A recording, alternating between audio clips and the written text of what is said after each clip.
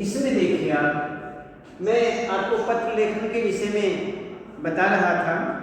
इस पत्र लेखन के अंतर्गत मैंने आपको बताया कि इसमें लिखित अभिव्यक्ति के विषय में कि जितनी भी विधाएं हैं उनमें पत्र लेखन जो है वो विशेष स्थान पर माना जाता है,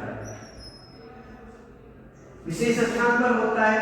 और ये यहाँ पर यह अपनी बात को दूसरों तक पहुँचाने का एक बहुत मजबूत साधन है, मजबूत माध्यम है।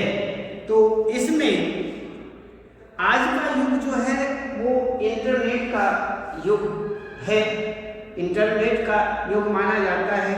और इंटरनेट के बढ़ते प्रभाव के कारण इसमें परंपरागत ढंग से किए जाने वाले जो पत्र व्यवहार हैं, पत्र लेखन हैं, उनमें बहुत अधिक कमी आ गई है, बहुत अधिक कमी आ गई है। किंतु नए नाम ईमेल के साथ जो पत्र लेखन है, ईमेल के साथ में जो पत्र लेखन किए जाते हैं, पत्र लेखन विधा जो है उसका काफी विस्तार हुआ है, पत्र लेखन विधा का।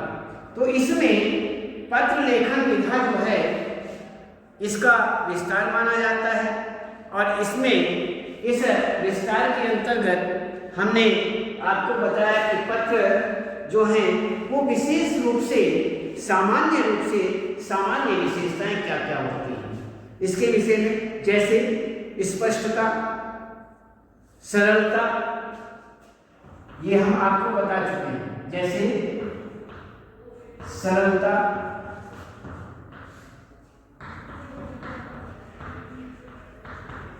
स्पष्टता, निश्चयात्मकता,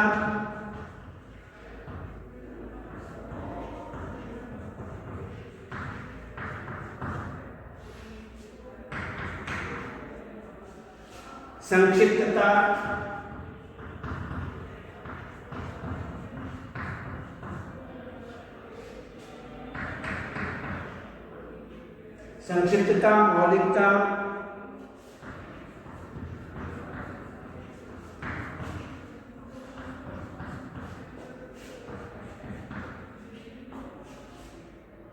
उद्देश्यपूर्णता,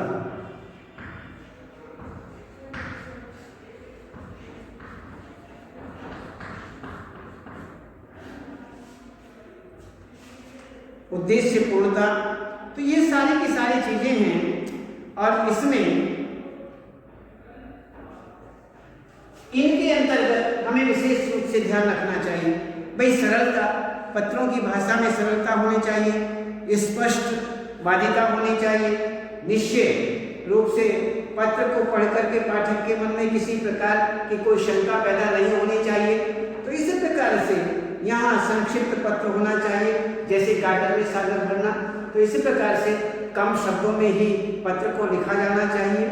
और ये मौलिकता, मूल बात लिखी जानी चाहिए, रटी रटाई बातें नहीं, जो वास्तव में अपने आप, अपने मस्तिष्क से, अपने विवेक से, अपने शब्दों में, अपने वाक्यों में ही हमें पत्र लिखना चाहिए, न कि रटाई रटाई शब्दों को या वाक्यों को लिखना चाहिए।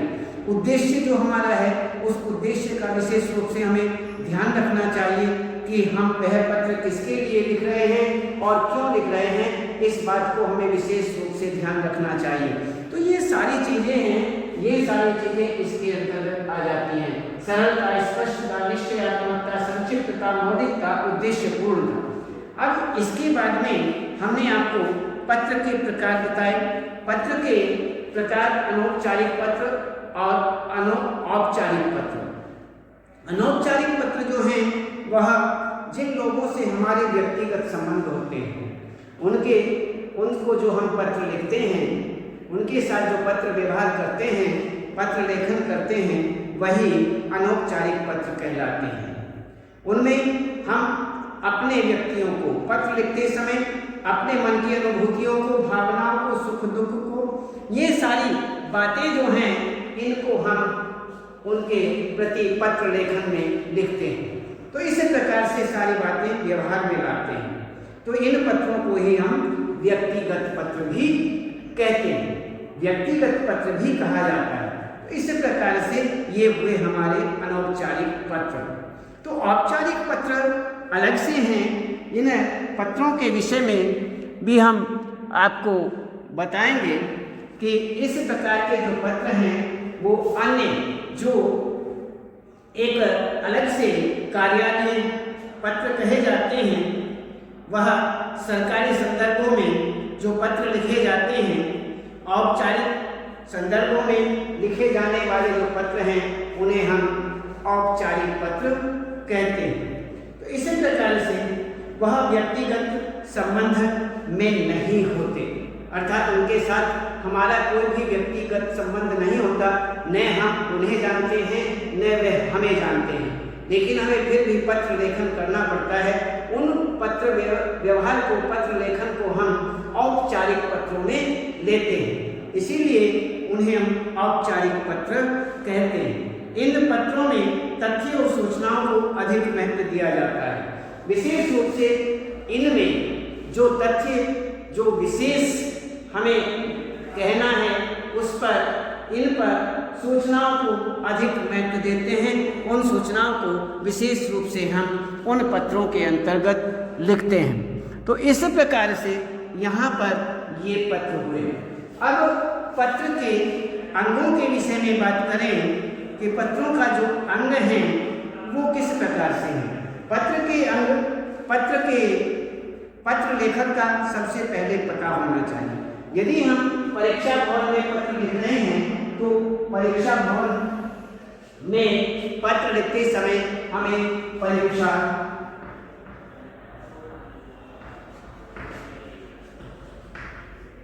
भवन लिख देना चाहिए। क्यों? स्थान जो है वो परीक्षा भवन, हम वहाँ बैठे हुए हैं और वहीं हम पत्र लिख रहे हैं, वहाँ हमें पत्र लिखने के लिए कहा गया है, इसलिए हम अपने घर का पता नहीं लिख करके परीक्षा भवन का ही पता लिख देते हैं, परीक्षा भवन लिख देते हैं। उसके बाद वहाँ जहाँ हम बैठे हुए हैं वह स्थान कहाँ पर है। मान लीजिए जैसे जलालाबाद में है, यदि कहा जाए जलालाबाद, वो जलालाबाद के अंतर्गत है, तो आप उसे जलालाबाद लिखेंगे। कोई भी कुछ भी लिखा जा सकता है जहाँ पर आप पेपर दे रहे हैं, आप परीक्षा दे रहे हैं।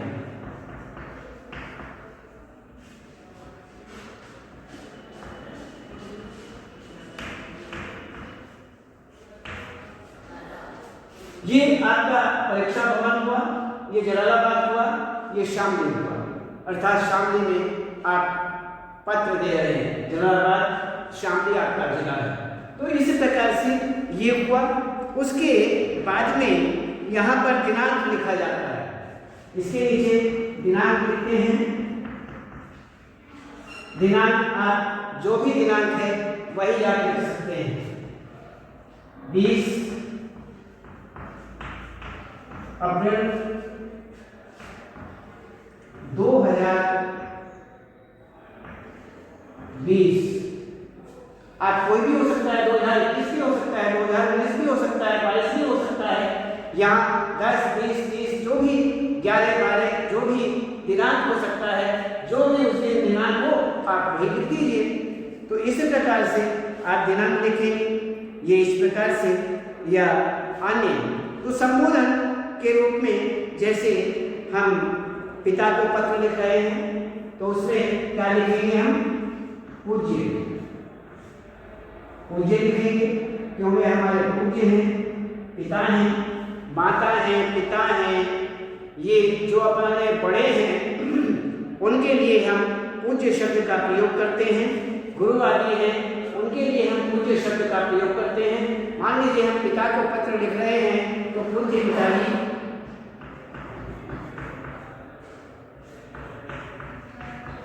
पूज्य पिताजी, ये हम उनके प्रति संबोधन करेंगे। उसके बाद हम इसके बाद में शिष्टाचार सूचक पदबंध का अर्थात अभिवादन का वाक्य भी लिखेंगे। अभिवादन में हमारे बड़े हैं इसलिए हम चरण स्पर्श करते हैं।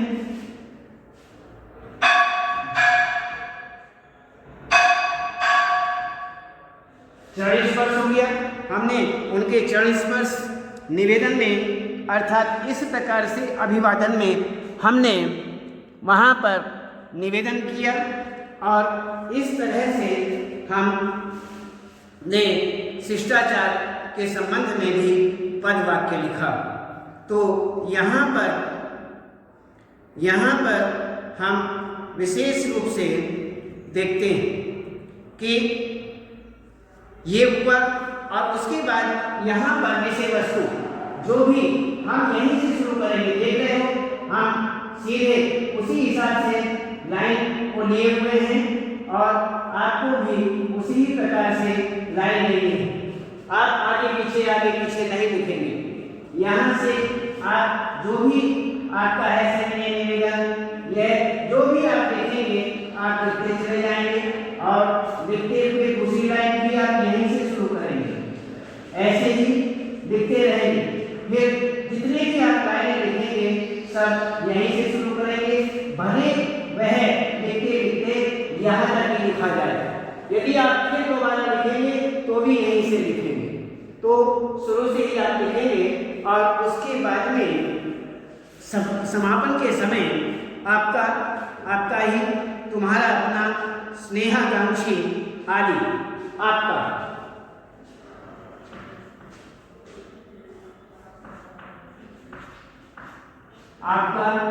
अपना जो भी नाम है उस नाम में पत्र लिखने वाला जो है नाम में आप अपना नाम नहीं लिखेंगे। परीक्षा के अंतर्गत नाम नहीं लिखते हैं तो आप लिखेंगे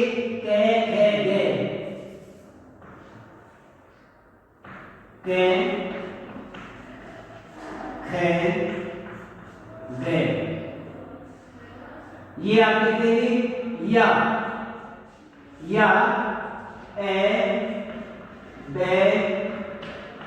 से ये लिखेंगे।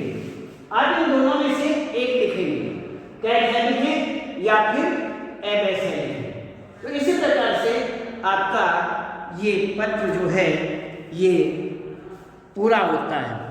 तो इस प्रकार से हमें पत्र लिखना चाहिए और ये विशेष रूप से हमें पत्र के रूप में आप थोड़ा अपनी किताब की सहायता, व्याकरण की जो पुस्तक है उसके भी आप सहायता ले सकते हैं और उसकी सहायता के साथ साथ में आप इसे अच्छी तरह से पूरा करेंगे। इसमें किसी भी प्रकार से कोई कमी नहीं। हमने आपको पत्र किसे कहते हैं, पत्र अन्य इसके विषय में, पत्र कहते किसे हैं, पत्र के कितने प्रकार होते हैं और ये आपको हमने बताया। ये तो हुआ एक अनौपचारिक पत्रों के अंतर्गत। अब यदि हम देखें तो यहाँ पर एक औपचारिक पत्र के रूप में भी आते हैं। औपचारिक पत्र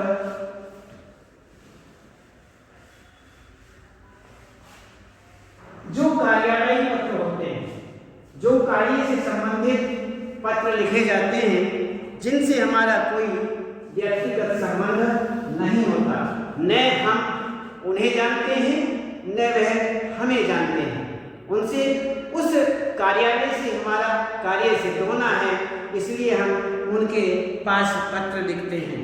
तो उन्हें हम एक तरह से औपचारिक पत्र कहते हैं। तो वह औपचारिक पत्रों के अंतर्गत हम यह कार्य करते हैं और वे हुए हमारे औपचारिक पत्र।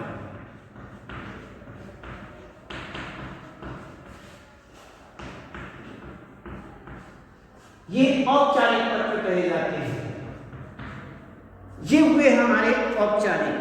तो इसके अंतर्गत पत्र के ऊपरी भाग में बाईं ओर प्रेषक अपना पता लिखता है। उसी प्रकार से यहाँ भी वह पता लिखता है और ये हमें पूरा करना पड़ता है। तो उसी ही प्रकार से जैसे परीक्षा भवन,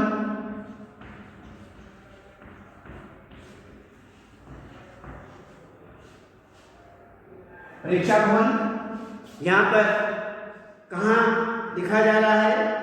परीक्षा भवन में यदि पत्र लिख रहे हैं तो पते के स्थान पर परीक्षा भवन और नगर का नाम, जो भी नगर का नाम है।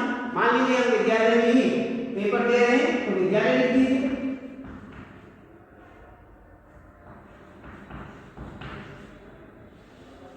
विद्यालय। तो इस तरह से हम शुरुआत करेंगे और केवल हम आज इतना बताएंगे, औपचारिक पत्र के रूप में कल आपसे बताएंगे।